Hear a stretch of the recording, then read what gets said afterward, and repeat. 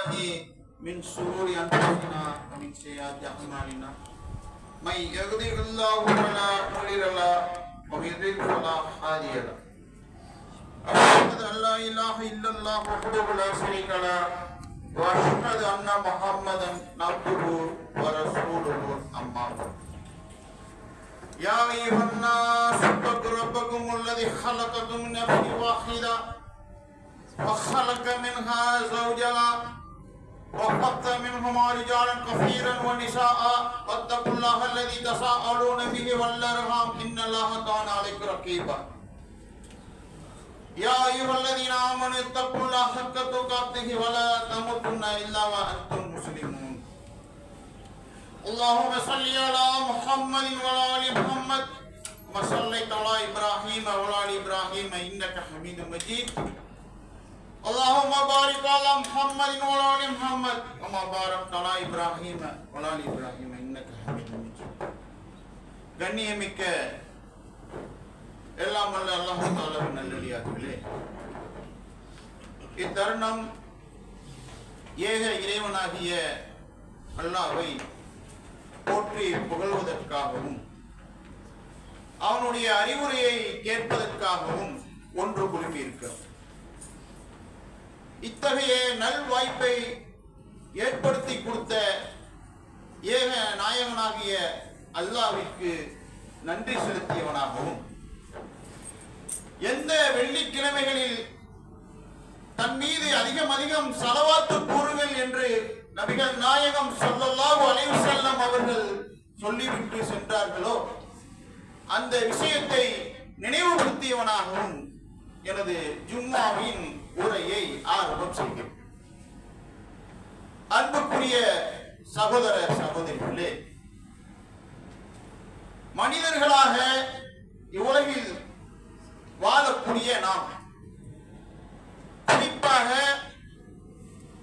ஏக இறைவனாகிய அல்லாஹ்வை ஏற்றுக்கொண்டு இஸ்லாமியர்களாக வாழக்கூடிய நமக்கு அன்றாட வாழ்வில் ஏதாவது ஒரு பிரச்சனைகள், ஏதோ ஒரு கவலை,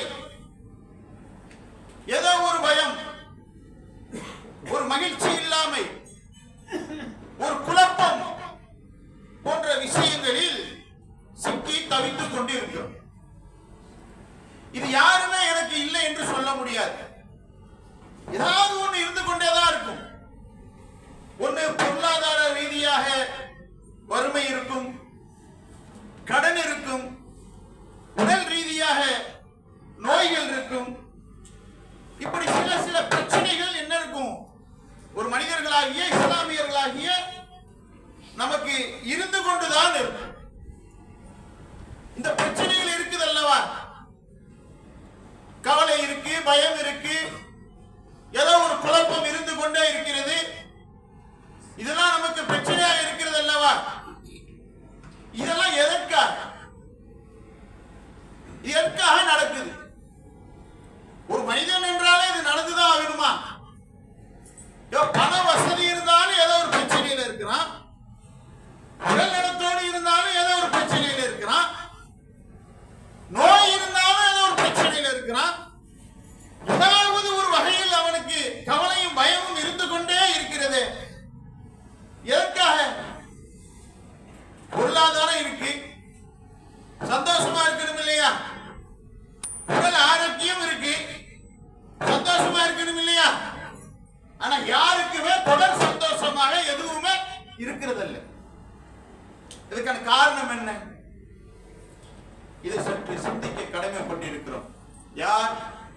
முஸ்லிம்களாக இறைவனை ஏற்றுக்கொண்டு வாழ்கிற, இறைவன் அனுப்பிய தூதர்களை ஏற்றுக்கொண்டு வாழ்கிற, அவன் வழங்கிய வேதத்தை ஏற்றுக்கொண்டு வாழ்கிற, மறுமை வாழ்வை ஏற்றுக்கொண்டு வாழ்கிற முஸ்லிம்களாக இருக்கக்கூடிய நாம் கடமைப்பட்டிருக்கிறோம், சிந்திக்க கடமைப்பட்டிருக்கிறோம். இதெல்லாம் எதற்காக நடக்குது?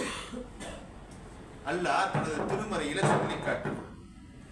அல்லதி ஹலக்கல் மௌத்த வல் ஹயாத். இந்த மரணமும் வாழ்வும்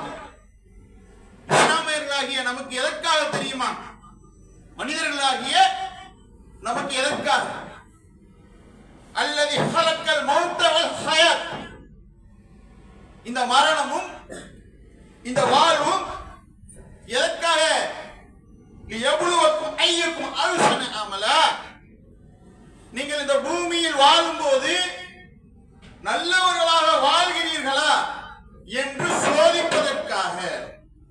எதற்காக அல்லாஹ் தந்திருக்கிறான்? இந்த வாழ்வையும் சரி, இந்த வாழ்விற்கு பிறகு மரணத்தை சந்திக்க இருக்கிறோமே அந்த மரணம் சரி, இந்த இடைப்பட்ட நாட்களை எதற்காக தந்திருக்கிறான்? நாம நல்லவர்களாக இந்த உலகில் வாழுகிறோமா என்று சோதிப்பதற்காக. இது ஒன்று. அடுத்து ஒரு வசனத்தில் சொல்லி காட்டுகிறான். 32வது அத்தியாயம் 21வது வசனத்தில் அல்லாஹ் சொல்றான், வலனுதிகன்னஹும் மினல் அதாபில் அத்னா துனல் அதாபில் அக்பரி லஅல்லஹும் யர்ஜிஊன்.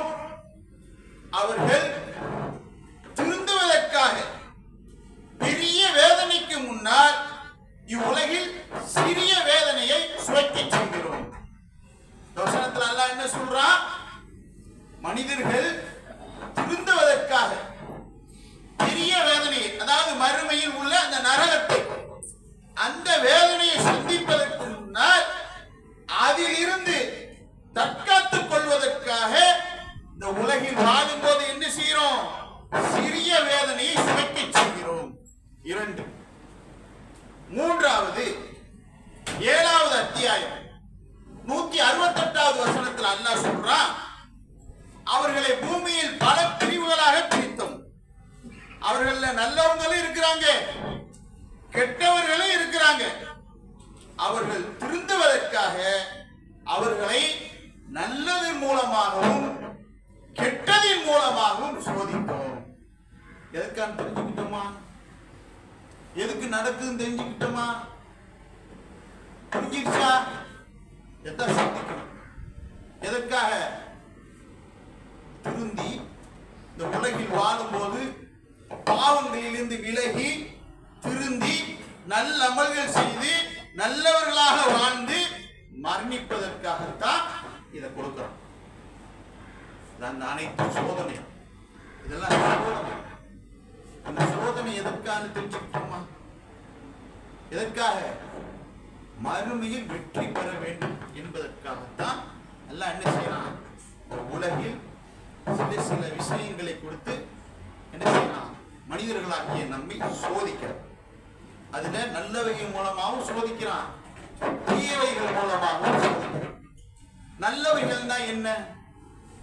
பொதுவா மொத்தமா எடுத்துக்கொண்டால் சந்தோஷம், மகிழ்ச்சியாக இருக்கிறது ஒரு நல்ல விஷயம் தான். நோய் இல்லாத ஒரு வாழ்வு, அது ஒரு நல்ல விஷயம் தான். வறுமை இல்லாத ஒரு வாழ்வு, அதுவும் நல்ல விஷயம் தான். இப்படி நல்ல விஷயங்களின் மூலமாக அல்லாஹ் என்ன செய்யறான்? சோதிக்கிறான். அடுத்து அப்படியே ஆப்போசிட்டா ஆக்கிக்கங்க. உடல் ஆரோக்கியத்துக்கு எதிர் என்னது? நோய். நல்லா செல்வந்தரா இருக்கிறோம் பொருளாதாரத்தோட, அதுக்கு ஆப்போசிட் என்ன? வறுமை. மகிழ்ச்சிக்கு ஆப்போசிட் என்ன? துன்பம். இதன் மூலமாக இதெல்லாம் தீயவை தானே, இதெல்லாம் தீயவையா தான் நம்ம பார்க்கிறோம். இந்த தீயவைகள் மூலமும் என்ன செய்யறான்? அல்லாஹ் சோதிக்கிறான். இது இரண்டின் மூலமே சோதனை நடக்கத்தான் செய்யும். நம்ம ஏதோ பார்க்கிறோம், கொஞ்சம் செல்வ செழிப்போட இருந்தா சோதிக்கல. யார் பார்க்கிறது? வறுமையில் இருப்பாங்கல்ல, அந்த இறை நம்பிக்கையாளருடைய பார்வை எப்படி இருக்குன்னா, அவர் எப்படி இருக்கிறாரு? செல்வத்தோட இருக்கிறார், நம்ம வறுமையோட இருக்கிறோம். அப்ப அவருக்கு அது சோதனை அல்ல, நமக்கு அது சோதனை. இப்படி பார்க்கிறோம். அதே நேரத்தில் செல்வ செழிப்போட இருப்பார், மாட மாளிகையில இருப்பார், 5-6 பங்களாக்கள் இருக்கும், 5-6 எஸ்டேட்டுகள் இருக்கும், ஏகப்பட்ட வாகனங்கள் இருக்கும். அவர் எப்படி பார்ப்பார் தெரியுமா? அவருக்கு ஏதாவது ஒரு நோயை கொடுத்து அல்லாஹ் சோதிப்பான். எப்படி சோதிப்பான்? மிகுந்த பொருளாதாரத்தோட இருப்பாரு, ஆனா மகிழ்ச்சி இருக்காது. ஏன்? தண்ணி குடிக்க முடியாது. ஒரு நேரம் 1 லிட்டர் தண்ணி தான் குடிக்கணும். பாக்குறோமா இல்லையா? இப்ப அவர் எப்படி பார்ப்பாரு? அல்லாஹ் நம்மள சோதிக்கிறானே, அவங்கள சோதிக்கலையே, இப்படி பார்ப்பார். மொத்தத்தில் அல்லாஹ்வை ஏற்றுக்கொண்டு விட்டால் அல்லாஹ் என்ன செய்வான்? பல வகையிலும் நம்மை என்ன செய்வான்? சோதிப்பான். சோதனை இல்லாமல் வாழ்வு அல்ல. அதான் அல்லாஹ் சொல்லி காட்டுகிறான். வல நபுலுவன்னக்கும் பிஷைஇ மினல் கௌஃபி வல் ஜூஇ வ நக்ஸி மினல் அம்வாலி வல் அன்ஃபுஸி வ தமராத் வ பஷ்ஷரி ஸாபிரீன். எப்படி சோதிப்போம்? உங்களுடைய பொருளாதாரத்தால, உங்களுடைய செல்வங்களால, உங்களுடைய பிள்ளைகளால இப்படி என்ன செய்வோம்? பயத்தை கொண்டு சோதிப்போம். அதை எப்படி சோதிப்போம்னு அல்லாஹ் சொல்றான். இதை நல்லா விளங்கிக்கிறணும். ஓரளவு சோதிப்புங்க, ரொம்பலாம் கஷ்டப்படுத்த மாட்டான். நம்ம அப்படி பார்க்கிறோம். அல்லாஹ்வை ஏற்றுக்கொண்டனா எப்படி பார்க்கிறோம்? நம்மை மட்டும் தேர்ந்தெடுத்து அல்லாஹ் உலுக்கி எடுப்பது போல் ஒரு பார்வை இருக்குது. ஆனா அல்லாஹ் அனைவரையுமே உலுக்கி எடுக்கத்தான் செய்வான். அல்லாஹ்னு நம்பிக்கை கொண்டு விட்டாலே சோதனை வரதான் செய்யும். ஆனா அல்லாஹ் அதை எப்படி சோதிக்கிறேன்னு சொல்றான் பாத்தீங்களா? ஓரளவு தான் சொல்றான். அல்ல நம்ம எப்படி பார்க்கிறோம்? ரொம்ப மிகைத்து பார்க்கிறோம். அந்த கருணையாளன், அந்த அன்பாளன் எப்படி சோதிக்கிறான்? ஓரளவு சோதிக்கிறான். அது அந்த சோதனை எதற்காக? இவன் மறுமையில் இவனுடைய வாழ்வு நாசம் அடைந்து விடக்கூடாது. இவன் மறுமையில் அந்த நரகம் என்கிற படுகொலிக்கில் விழுந்து விடக்கூடாது. இவன் நரகம் என்கிற அந்த படுகொலியிலிருந்து தன்னை பாதுகாத்து சொர்க்கம் என்கிற ஒரு இன்பகரமான வாழ்வுக்கு வர வேண்டும் என்பதற்காகத்தான் அல்லாஹ் என்ன செய்யறான்? மூமின்களை தேர்ந்தெடுத்து சோதிக்கிறான். இப்படி சோதிக்கும் போது நம்ம என்ன செய்யும்? எப்படி பார்க்கிறோம்? இதெல்லாம் சோதனை தானே. மறுமைக்கு தானே அல்லாஹ் தேர்ந்தெடுத்து சோதிக்கிறான். அப்படி இருக்கும்போது நம்ம எப்படி பார்க்கணும் தெரியுமா? நம்முடைய பார்வை எப்படி இருக்கு தெரியுமா? நோன்பு வைக்கிற 5 வேளை தொழுகையை விடுறதே இல்லை. இன்ன பிற சுண்ணத்தான அமல்களையும் செஞ்சுட்டே வர்றேன். கிடைக்கக்கூடிய நேரங்களெல்லாம் என்ன செய்யறேன்? அமல்களிலேயே என்னுடைய நேரத்தை கழித்துக் கொண்டு இருக்கிறேன். இப்படி இருக்கக்கூடிய எனக்கு தொடர்ந்து என்ன செய்து ஏதாவது ஒரு பிரச்சனை வந்து கொண்டே இருக்கிறது. இப்படி இருக்கும்போது நம்ம எப்படி பார்க்கணும்? அல்லாஹ் நம்மை என்ன செய்து விட்டான்? மறுமை வெற்றிக்காக தேர்ந்தெடுத்து விட்டான். எல்லாம் செய்யணும், எந்த குறையும் வைக்கல. குறை இல்லாம இருக்காது. நாம் அறிந்தவரை அல்லாஹ் நினைச்சுக்கிட்டே தான் இருக்கும். இப்படி இருக்கும்போது அல்லாஹ் தொடர்ந்து இந்த பிரச்சனையில தந்துக்கிட்டே இருக்கிறானே. அப்படி வரும்போது நம் மனநிலை எப்படி வரணும்? என்ன நினைக்கணும்? அல்லாஹ் எதுக்கோ நம்மளை தேர்ந்தெடுத்துட்டான், நம்மளை சோதிக்கிறான். இதில் நிலை தடுமாறக்கூடாது, ஒருபோது பின்வாங்க கூடாது. அல்லாஹ்வின் நினைவிலேயே இருக்கும். அல்லாஹ் நிச்சயமா இதுல ஒரு விடையை நமக்கு தருவான் என்கிற மன ஆறுதலோடு பயணிக்கும். ஒண்ணு. இரண்டாவது, தொழுகல, நோன்பு வைக்கல, எந்த காரியம் இல்லை, அல்லாஹ் பத்தின சிந்தனையே கிடையாது. ஆனா பேரு முஹம்மது. பேர் என்ன? முஹம்மது. ஆனா என்கிட்ட என்ன இல்ல? தொழுகை இல்ல, வணக்க வழிபாடுகள் இல்ல, எதுவுமே இல்லை. என்னுடைய வாழ்வு எப்படி இருக்கு? மார்க்கத்துக்கு முரணாக இருக்கு. இப்படி இருக்கும்போது சோதனைகள் வரும். இந்த சோதனை எப்படி எதிர்கொள்ளணும்? எப்படி பார்க்கணும்? எப்படி பார்க்கணும்? கொஞ்சம் சிந்திக்கணும். இவ்வளவு சோதனை நமக்கு தொடர்ந்து நடக்குது. நம்ம சரியான பாதையில தான் போறோமா, இல்ல என்ன பாதையில நம்ம போய்கொண்டு இருக்கிறோம்? இது என்ன செய்யணும்? கவனமாக கொஞ்சம் சிந்திக்கணும். நம்ம தொழுகிறோமா? அல்லாஹ்வோட விஷயத்துல எப்படி இருக்கிறோம்? குடும்ப விஷயத்துல எப்படி இருக்கிறோம்? உறவுகள் விஷயத்துல எப்படி இருக்கிறோம்? வியாபாரத்தில் ஹலால் ஹராம பார்க்கிறோமா? இதையெல்லாம் என்ன செய்யணும்? சற்று சிந்திச்சு புரிந்துக்கணும். இப்படி சோதனைகள் அனைத்துமே நம்மை திருத்துவதற்காக அதை உணர்ந்து என்ன செய்யணும்? நம்ம ஒவ்வொருவரும் சிந்திக்கணும். தொழுகை இருக்கிற ஆளாக இருந்தாலும் சரி, அல்லாஹ்வை நினைக்கக்கூடிய ஆளாக இருந்தாலும் சரி, தொழுகாத ஆளாக இருந்தாலும் சரி, அல்லாஹ்வை நினைவு கூறாத ஆளாக இருந்தாலும் சரி, அனைவரையுமே சோதிக்க தான் செய்வான். அப்படி சோதிக்கும் போது முஸ்லிம்களாக இருக்கக்கூடிய நாம் இப்படி இருக்கும் நிலையில் சோதித்தால் அல்லாஹ் நம்மை தேர்ந்தெடுத்து விட்டான், நிச்சயமாக மறுமையில் வெற்றி தருவான் என்கிற ஆறுதலோடு என்ன செய்யணும்? அதில் அப்படியே பயணித்துக் கொண்டே போகணும்.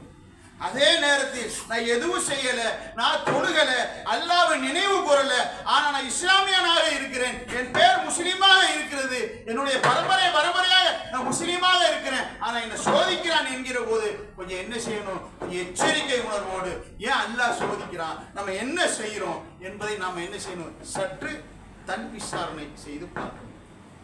இதை இரண்டு விதமாக பார்த்தாலே இந்த சோதனையிலிருந்து என்ன செய்யலாம்? மீண்டு விடலாம். இல்லை, கொஞ்சம் மன ஆறுதலோடு பயணிக்கணும். அப்படித்தானே சஹாபாக்கள் போனாங்க. நம்ம எதையெல்லாம் சோதனையா பார்க்கிறோம். எது வந்தாலும் சோதனை. ஆனா பெரிய சோதனைலாம் ஒண்ணு இல்லை. ஆடை இல்லாம இருக்கிறோமா, உணவு இல்லாம இருக்கிறோமா, வாகனம் இல்லாம இருக்கிறோமா, என்ன வசதி வாய்ப்புகள் குறையாக இருக்கிறது? இல்லை.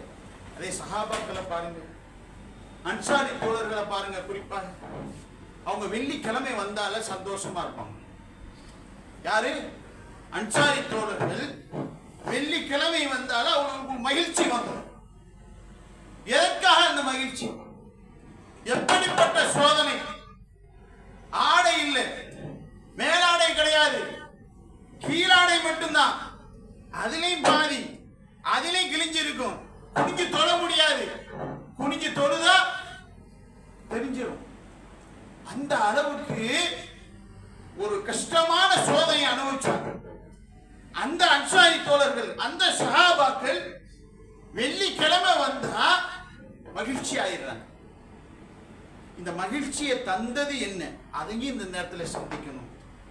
எதற்கெல்லாம் மகிழ்ச்சியா அதை தேர்ந்தெடுத்துக் கொண்டு அவங்களுடைய வாழ்க்கையை அவங்களால் பயணிக்க முடிந்தது என்பதையும் நம்ம இந்த நேரத்தில் சிந்திக்கணும். எதற்காக இந்த மகிழ்ச்சியை? வெள்ளிக்கிழமை ஜும்மாவிற்கு பிறகு ஒரு பாட்டி, ஒரு கிழவி அவங்களுக்கு ஒரு உணவு தயார் பண்ணி கொடுக்கும். அந்த உணவுக்காகத்தான் அந்த மகிழ்ச்சி. அப்படி என்றால் உணவு விஷயத்தில் எந்த அளவுக்கு கஷ்டத்தை அவங்க சந்திச்சிருப்பாங்கிறதை யோசிக்கணும். அந்த உணவு என்ன உணவு என்பதையும் யோசிக்கணும். அந்த மகிழ்ச்சி தரக்கூடிய உணவு என்ன? இன்னைக்கு நம்ம பார்வையில் உணவு என்றாலே பெருசா பிரம்மாண்டமா யோசிப்போம். பிரியாணி, கிரில், அது இதுன்னு பிரம்மாண்டமா அடுக்கி இருக்கணும். அதான் உணவு, அதான் மகிழ்ச்சி தரக்கூடிய உணவுன்னு நம்மளுடைய பார்வை இருக்கும். ஆனா அவங்க எந்த உணவுக்கு மகிழ்ச்சி தெரியுமா? அவங்க பாட்டி ஒரு கரையோரமா வாழ்றாங்க, ஒரு ஆற்று ஓரமா வாழ்றாங்க. அந்த ஆற்றாங்கரை அந்த ஓரமா சில்க் என்கிற கீரை, சில்க் என்கிற கீரை செடி இருக்கு. அந்த செடியை பிடுங்கி வாட்கோதுமை இருக்கல்லவா, அதோட பிசைந்து உருட்டி கொடுப்பாங்க. இந்த உணவுக்காக, இந்த உணவுக்காகத்தான் சந்தோஷம். எப்படி அவர்களால் இவ்வளவு சோதனையிலும் இவ்வளவு வேதனையிலும் மகிழ்ச்சியாக இருக்க முடியுது? கொஞ்சம் சிந்திக்க வேணாம்? ஏன் அந்த மகிழ்ச்சி நம்மள்ட்ட வரல? ஏன் சின்னதா அல்ல அப்படி சோதிக்கும் போது அப்படியே தளர்ந்து விடுறோம்? ஏன் நிலை தடுமாறி விடுகிறோம்? அப்படிப்பட்ட எண்ணற்ற சோதனைகளை தாண்டி நான் சந்திச்சாங்க. உணவு இல்லை, உடை இல்லை, பயம், எத்தனை யுத்தக்கலங்கள், எத்தனை உயிர்கள் கண் முன்னால போகிறது. தன்னோடு வாழ்ந்த, தன்னை நேசித்த தன் நண்பர்களோட உயிர்கள் எத்தனை அந்த யுத்தக்களத்துல போயிருக்கும். அத்தனை சந்திச்சு நின்றாங்களே, இந்த ஒரு சின்ன உணவுக்காக மகிழ்ச்சி அடைகிறாங்களே, என்ன காரணம்? என் இறைவன் போதுமானவன். அதான் காரணம். என் கிடைத்தவன் இருக்கான், அவனை நம்பித்தானே இருக்கும். அவனை நம்பித்தானே இந்த வாழ்வை தேர்ந்தெடுத்திருக்கிறோம். அவன் தரக்கூடிய அந்த மறுமை வாழ்வை நம்பித்தானே இந்த இஸ்லாமுக்கு வந்திருக்கிறோம், முஸ்லீமா வாழ்ந்து கொண்டு இருக்கிறோம். அப்படி நாம் வாழும்போது அல்லாஹ் சொல்லி இருக்கிறானே, நாம் உங்களை சோதிப்போம் என்று. பல விஷயங்களின் மூலமாக உங்களை சோதிப்போம் என்று அல்லாஹ் சொல்லி இருக்கிறானே, அது நல்லது மூலமும் சோதிப்போம் என்று சொல்லி இருக்கிறானே, தீமையின் மூலமும் சோதிப்போம் என்று சொல்லி இருக்கிறானே. அப்ப கண்டிப்பா அல்லாஹ் சோதிக்கிறது நம்மளை பக்குவப்படுத்துக்கான என்பதை விளங்கி சிந்திச்ச காரணத்தினால எப்படி இருந்தாங்க? அப்படிப்பட்ட சூழல்லையும் ஒரு எளிமையான உணவை கூட மகிழ்ச்சிகரமாக என்ன செஞ்சாங்க? ஏற்றுக்கொண்டாங்க. ஆனா இன்னைக்கு நம்ம எப்படி இருக்கிறோம்? நம்மளுடைய பார்வை எப்படி இருக்கிறது? கேட்டா முஸ்லிம், கேட்டா நான் தொழுகிறேன், கேட்டா நான் நோன்பு வைக்கிறேன், எனக்கு மரணம் வரத்தான் செய்யும், நான் மறுமையை சந்திக்கத்தான் போறேன், மறுமையில் நீதி விசாரணை இருக்கத்தான் செய்யுது, எல்லாம் சொல்றோம். ஆனா நம்மளுடைய வாழ்வு, நம்மளுடைய எண்ணம் எப்படி இருக்கு? லைட்டா ஒரு வியாபாரம் இல்லாம இருக்கட்டுமே, நல்ல கல்லாவுல பணம் விழுந்துகிட்டே இருக்கும், ஒரு 2 நாள் நிறுத்தட்டுமே அல்ல, அவ்வளவுதான், உடனே நில தடுமாறிடும். இவ்வளவு நாள் அல்லாஹ் தந்திருக்கிறானே, அவன் தந்ததை வச்சு இவ்வளவு விஷயங்களை நடத்தி இருக்கிறவன், இத்தனை வீடு கட்டி இருக்கிறவன், இவ்வளவு வசதி வாய்ப்பா இருக்கிறவன், ஒரு 2 நாள் தானே வியாபாரம் இல்லை, யோசிக்கிறோமா? இல்ல. அல்லாஹ் தந்ததை வச்சு என்னைக்குமே நம்ம என்ன செய்யறது இல்ல, திருப்தி அடைகிறதே கிடையாது. அதனாலதான் சோதனைகளை கண்டு என்ன செஞ்சிடறோம், பயந்து நிலை தடுமாறிடும்.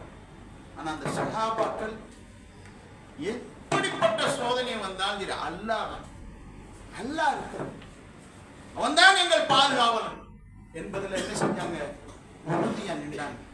காரணம் அவங்க வச்ச அந்த இறை நம்பிக்கையில் உள்ள உறுதியும், அல்லாஹ்வை எந்த நேரம் அந்த நினைத்துக் கொண்டிருக்கிற அந்த பக்குவம் நம்மள்ட்ட வரணும். அது அல்ஹம்துலில்லாஹ், எது இருந்தாலும் சரி நான் அல்லாஹ்வை ஏற்றுக்கொண்டு வாழ்ந்துட்டேன். அவன் சோதிக்க தான் செய்வான். அல்லாஹ்வை ஏற்றுக்கொண்டு விட்டாலே ஏதாவது ஒரு வகையில் சோதனை வரதான் செய்யும். இது ஏதோ என்னை பக்குவப்படுத்துவதற்காக என்னை தேர்ந்தெடுத்திருக்கிறான் என்கிற மனமகிழ்வோடு என்ன செய்யணும், நம் வாழ்க்கையை கடந்து செல்ல வேண்டுமே தவிர புலம்பக்கூடாது. புலம்பியோ பயந்தோ கவலைப்பட்டோ ஒரு பிரயோஜனமும் இல்லை. மவுத்து வந்துருச்சு, என்ன பண்ண போறோம்? மரணம் வந்துருச்சு, என்ன நடக்கும்னு நமக்கு தெரியாது. சில விஷயங்களை வச்சு பார்க்கிறோம், மலக்குமார்கள் வருவாங்க, இந்த மாதிரி இருப்பவங்களுக்கு இப்படி இப்படி உயிரை கைப்பற்றுவாங்க, இது எல்லாம் விளங்கி வச்சிருக்கோம். இப்போ மரணமே வந்துருச்சு, என்ன செய்ய முடியும்? தப்பிக்க முடியுமா? அதுல இருந்து விடுபட முடியுமா? அப்படி யாராவது சம்பவம் நடந்திருக்கா? மலக்குள் மௌத் வந்தாங்க, நான் ஒரு ரிக்வெஸ்ட் வச்சேன், என்னுடைய நிலையை பரிதாபப்பட்டு என்ன செஞ்சிட்டாங்க, என்னை விட்டுட்டு போயிட்டாங்க அப்படின்னு சொல்ல முடியுமா? அதெல்லாம் கிடையாது, போயிட்டா ஆகும். அதான் அல்லாஹ் சொல்றான், இந்த வாழ்வும் சரி மரணமும் சரி எதுக்காக? நீங்க நல்லவர்களாக வாழ்வதற்காகத்தான் தந்திருக்கு. அதை பயன்படுத்திக்கிறோம். நம் சிந்தனைகளை மாற்றும். சோதனைகளை வரதான் செய்யும். இந்த சோதனைகளை எதிர்கொண்டு நல்ல விஷயத்துல நன்மையான காரியங்களை பயணித்தோம் என்றால் அந்த சோதனையை எதிர்கொள்ளக்கூடிய அந்த பக்குவத்தை அல்லாஹ் என்ன செஞ்சிருவான், தந்துருவான். எப்படிப்பட்ட சூழலா இருந்தாலும் சரி என்ன செஞ்சலாம், தாங்கி நிற்கக்கூடிய ஒரு சூழலை நமக்கு ஏற்படுத்தி தந்துருவான். அப்படிப்பட்ட வாய்ப்பை இல்லாமல் அல்லாஹ் தஆலா நம் அனைவருக்கும் தந்தருவானாக என வேண்டிய பிரார்த்தித்து ஜும்மாவின் முதல் உரையை நிறைவு செய்வோம்.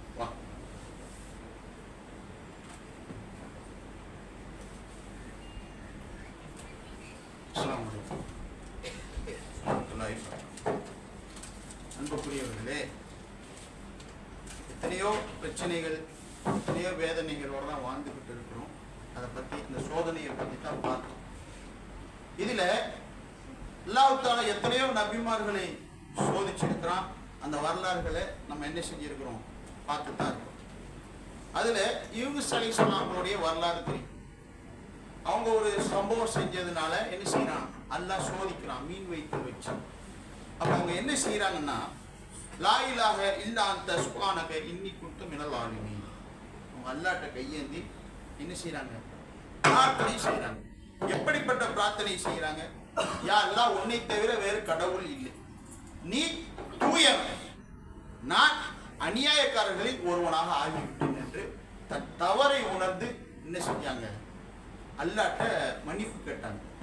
இப்படி நமக்கு என்ன பிரச்சனை வந்தாலும் சரி, நம்ம அல்லாஹ்ட்ட என்ன செய்யணும், கையேந்து பிரார்த்தனை செய்தாலே அது கொஞ்சம் இலகுவாயிடும்.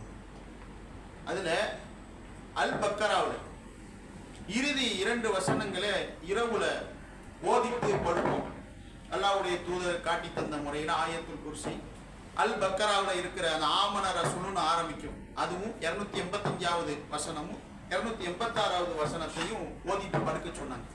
அந்த 286வது வசனத்தோட அந்த அர்த்தங்களை பாருங்களேன், அவ்வளவு ஒரு அழகான ஒரு பிரார்த்தனை. அந்த பிரார்த்தனையில ஒரு பகுதி, என்ன பகுதினா, ரப்பனா வலா துஹம்மில்னா மாலா தாகத்த லனா பிஹி வக்ஃபிர் அன்னா வக்ஃபிர் லனா வர்ஹம்னா அன்த மௌலானா ஃபஅன்சுர்னா அலல் கௌமில் காஃபிரின்.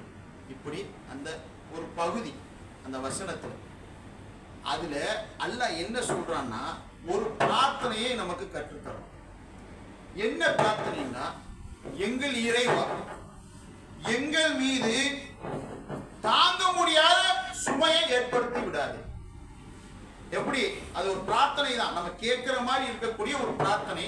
அல்லாஹ் சொல்லி தர்றான், எங்கள் இறைவா யா அல்லாஹ் எங்கள் மீது தாங்க முடியாத ஒரு சுமையை எங்கள் மீது சுமைத்து விடாதே, எங்கள் பிழையை பொறுத்தருள், எங்களுடைய பாவங்களை கொஞ்சம் பொறுத்துக்க, எங்கள் மீது கருணை காட்டு, நீயே எங்கள் பாதுகாவலன்.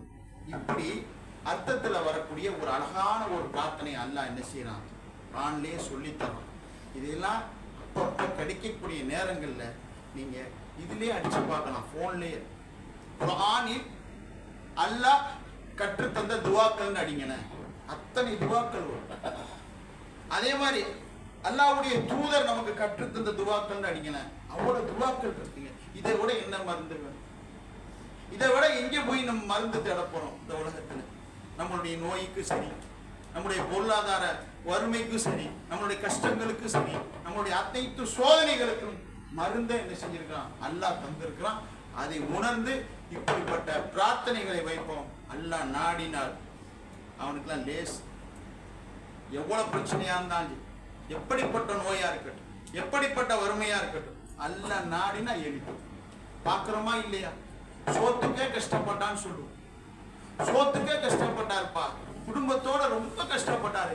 பாருங்க எத்தனை வீடு, எத்தனை வாசம். இந்த மாற்றம் எப்படி நடந்துச்சு? குறுகிய காலத்தில் நடந்தாலும் ஆச்சரியமா பேசுவோம், நெடுங்காலமா நடந்த விஷயத்தை நம்ம ஆச்சரியமா பேச மாட்டோம்.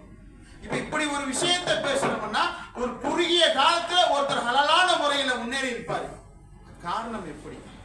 அப்படி நடத்தி அல்லாஹ் நமக்கு நடத்த மாட்டானா? நம்முடைய சோதனையை, வேதனையை, நோயை போக்க மாட்டானா என்கிற நம்பிக்கை வேண்டும் என்று சமுதாயம். பிரார்த்தனையவும் இந்த உலக வாழ்வில் உள்ள சோதனையை வெல்லுவோம், நாளை மறுமையை வெல்வோம் என்று கூறி இந்த ஜும்மாவின் இறுதி உரையை நிறைவு செய்வோம். வாக்கை தான் அஸ்ஸலாமு அலைக்கும் வரஹ்மத்துல்லாஹி வபரகாத்துஹு.